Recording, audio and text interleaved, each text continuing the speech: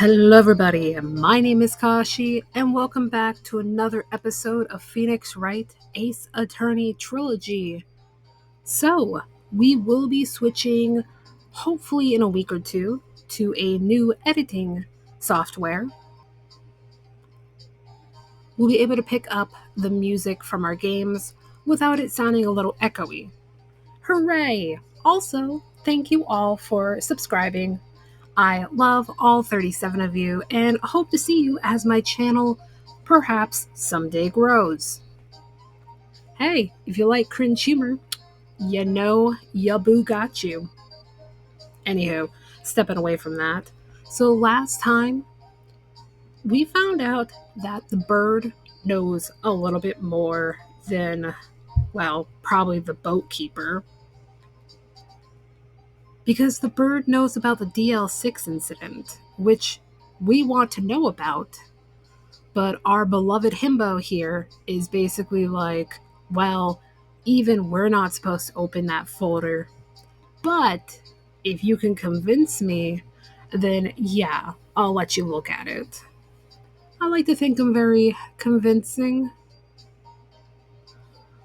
Also, someone asked me again, why do you really like Detective Gumshoe? I don't know. He just constantly looks like he's a confused puppy, and I just want to give him hot cocoa. Okay? Just let me have this fantasy, okay? I was also told later on he does get a love interest, but if I don't see it, did it ever happen? Anywho, I don't think there's anything. Okay, we gotta show you something. I'm gonna present the bird.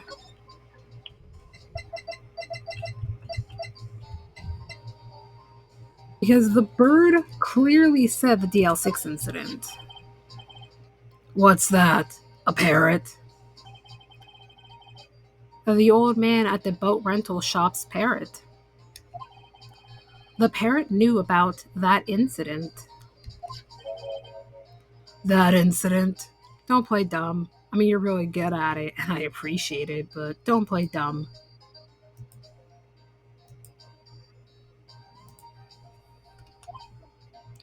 DL6. What?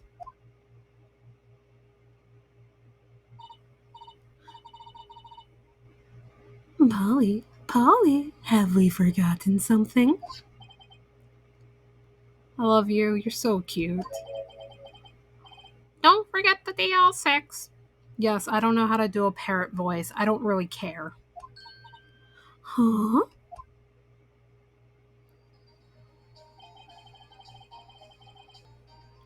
I'm pretty sure that old man must have taught her that word.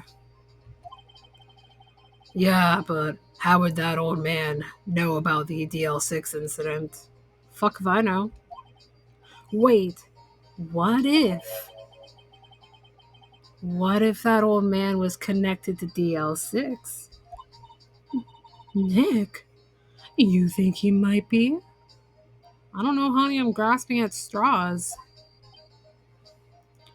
Why do you look mad at me? I get ya. Sounds like you need information on the DL6 incident. Honey, have you forgotten that that's why we're here? Through there is the station's records room. I'll give you special permission to go in and find what you need. I mean, you could come with us, just saying. All right. Way to go, Detective Gumshoe. Okay, Dad. To the records room. I guess it's time we faced Edgeworth's past. Thanks, Polly. All right, you're beautiful, and we will talk later.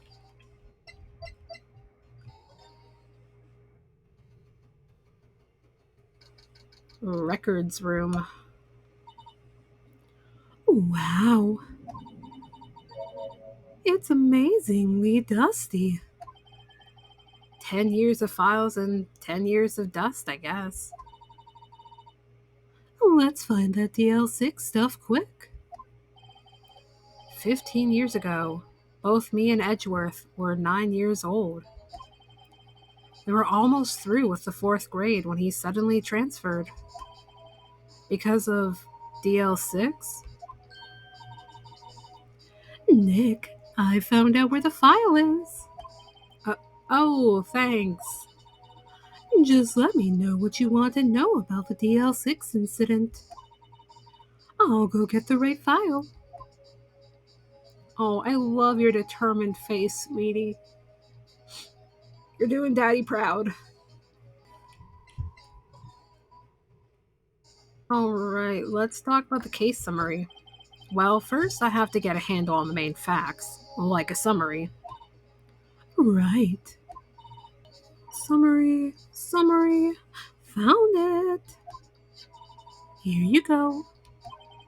December 28th, 2001.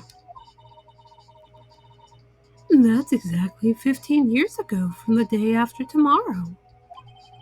So in 2 days, the case is closed. The incident took place in the elevator of the district courthouse. What?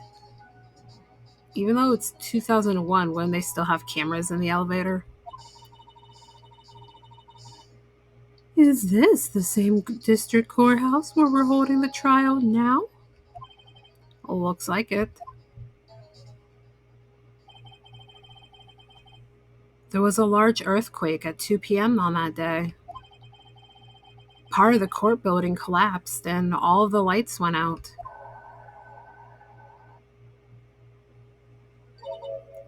Wow, that was some earthquake.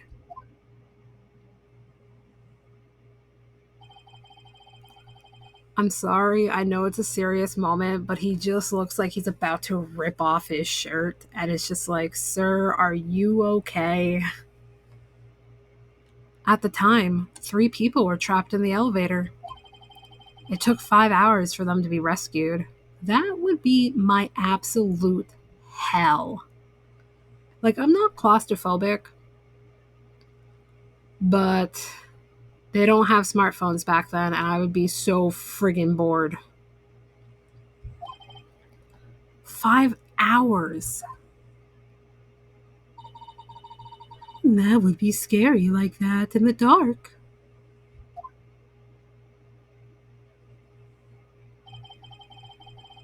There was a lack of oxygen in the elevator, and the survivors were unconscious. The survivors? One of the 3 in the elevator had been shot in the heart. And you're to blame. Sorry. That was a bad joke. I'll go home. That was Mr. Edgeworth's father, wasn't it? He said that his father was shot before his very eyes. So, Miles Edgeworth was one of the other passengers in that elevator. Yes, sweetie. We've gone over that several times. Alright, let's go over the victim data just for, get it out of the way. Do you have data on the victim, Edgeworth's father? Yeah, hold on.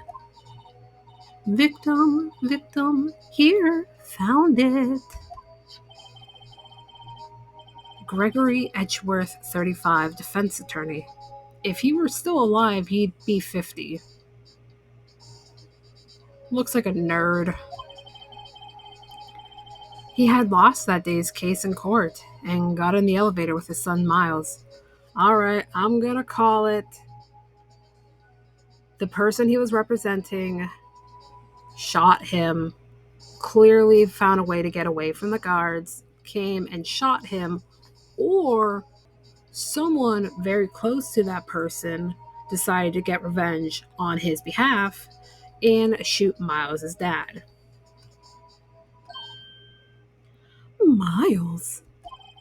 Miles Edgeworth. Keep up with me, sweetie. Of course. So, he was in the elevator with his father.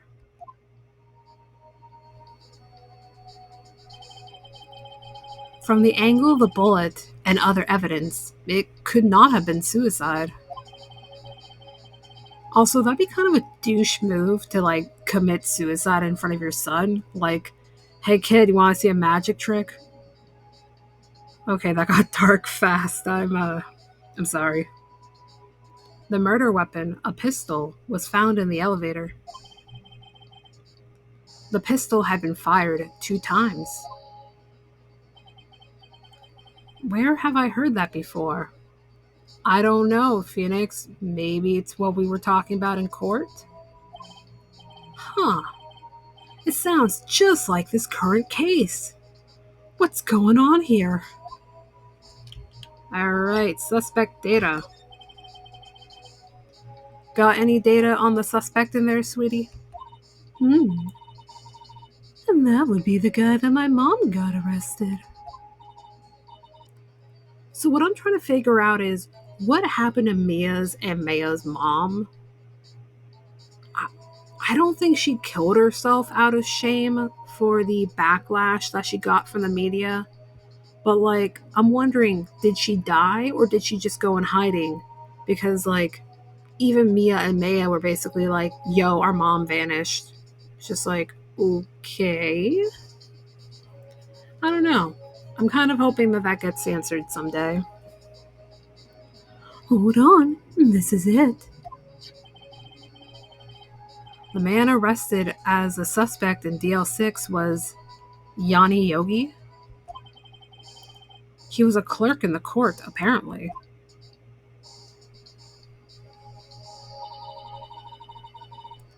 So, he must have been the third person in the elevator. Well, then he had to have done it. But he was found innocent, thanks to his defense lawyer, Robert Hammond. Hammond? The victim in our case. Right. The suspect, Mr. Yogi, was oxygen deprived, so much so he had brain damage. Oh, well, that sucks. He lost all memory of being in the elevator. Well, that's convenient. After he was declared innocent, he disappeared. I mean, to be fair, I would think about piecing out too. Where could Yogi have gone to, I wonder? Maybe Jellystone Park? God, I feel old, and if you don't know what that reference is, well, that just even proves more that I'm old. He may be closer than we think. Wait a second. Wait a second. That old man is really fucking weird. How much do you want to bet that that's Yogi? He said he had brain damage. And the old man himself said that he tells Polly the most important information. Alright, I'm just rubbing my greedy raccoon hands together because I think I got this.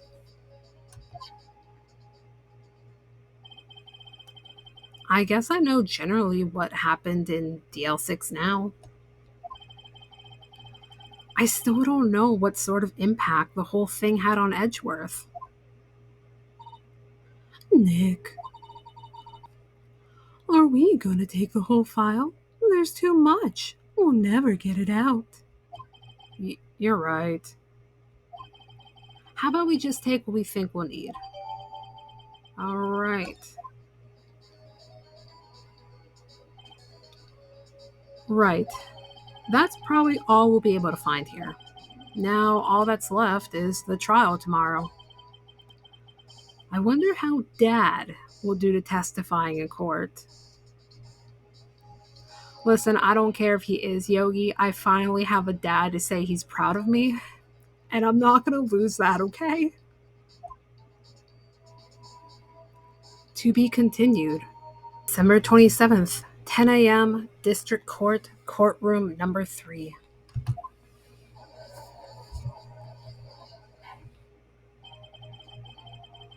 Hey, Karma Von Douchestick. Court is now in session for the trial of Mr. Miles Edgeworth. The defense is ready, Your Honor. Also, since Miles is on trial, does that make me the favorite grandchild? No. Fuck.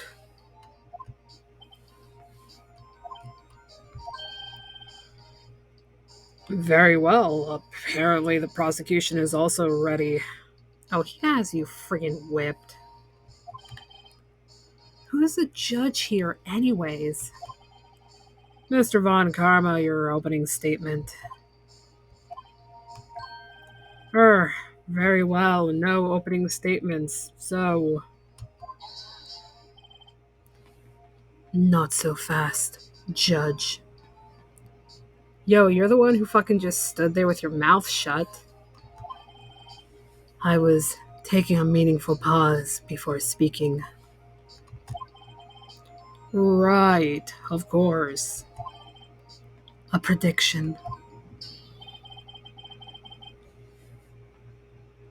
Today's trial will end 3 minutes from now. Rabble, rabble, rabble. Order, order, everyone shut up. Mr. Von Karma, what is the meaning of your statement just now? Must you question everything? God, I hate this vampire. It will be over in 3 minutes. We have no time to waste. I'll call my witness now. How much do you want to bet? The only reason why he's saying 3 minutes is because that'll give him enough time to go home, turn on the TV, and watch his soap operas. Right. I call my witness, my decisive witness, to the stand. It's that mysterious boat shop owner. Hi, Dad. Witness, state your profession. It's okay, good Dad. Take your time. I'm the proprietor of the restaurant The Wet Noodle at Gourd Lake. And, I also rent boats. The night of the incident, you were in the boat rental shop, correct? Yep. Yep, I was. Please testify. Wait a second. We still haven't heard who this old guy is. I'm going to raise an objection. Wait a minute. The witness hasn't stated his name yet. Because I did not ask him, Mr. Wright. Bah! I predicted this trial would end in 3 minutes. Today's episode will be about who the real evil twin is. I can't miss it. My DVR is not working. So stop asking trivial questions and cooperate. Yeah, right. I'm gonna spoil your show for you. The witness will state his name. It's okay, Dad. Take your time. Well, I'm not really sure. Yep. What do you mean? My memory. Your Honor. The witness does not remember anything beyond the last several years. Ergo, he cannot recall his own name. Wait a second, that doesn't make any sense, douche dick. You know, like a doctor, like, I don't fucking know, a lawyer, a detective. Like, yeah, they're like, yeah, we don't know his name, but he doesn't have a license. Don't you kind of have to confirm somebody's identity before you're like, yo, we're going to sit down and talk about this murder? I have no idea who you are. I only know where to find you occasionally.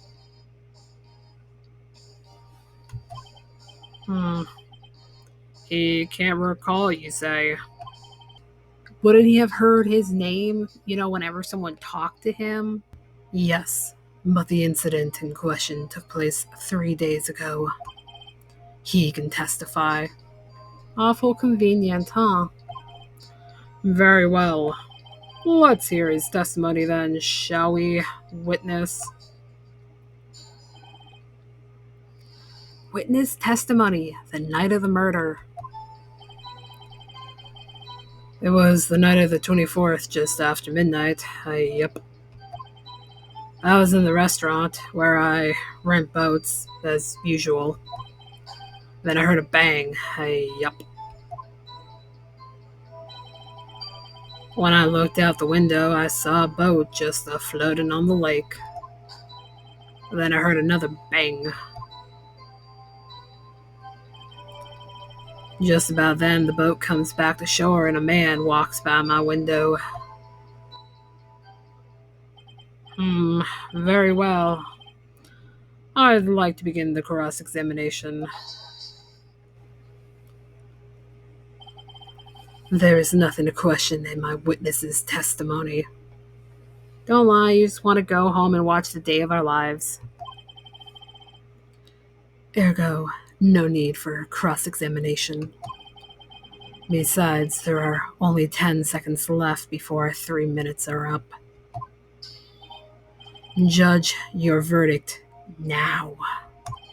Yes, Mr. Wright. I'm sorry, but whoever says don't cross examine, you're stupid. What are you saying? Of course I'll cross examine the witness. Very well, you may begin. It's okay. Dude, you can just watch the reruns tomorrow. Excuse me, Mr. Von Karma. 3 minutes just passed. I see. Well then, let's just take our time. You may cross-examine the witness. And Mr. Von Karma, go take your meds.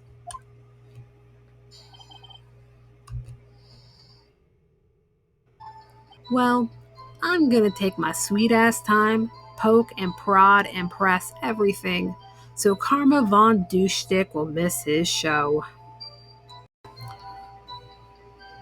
Alright, everybody. I'm going to call it here for this episode, but when we come back, we are going to poke and prod and press everything to get under Karma Von Douchestick's skin, and hopefully find out who the evil twin was before him so we can ruin his episode. So, everybody, as always, keep it salty, like me 24/7. Keep it real, like my issues towards Karma Von Douchestick. And I will see you all in the next episode. Bye bye.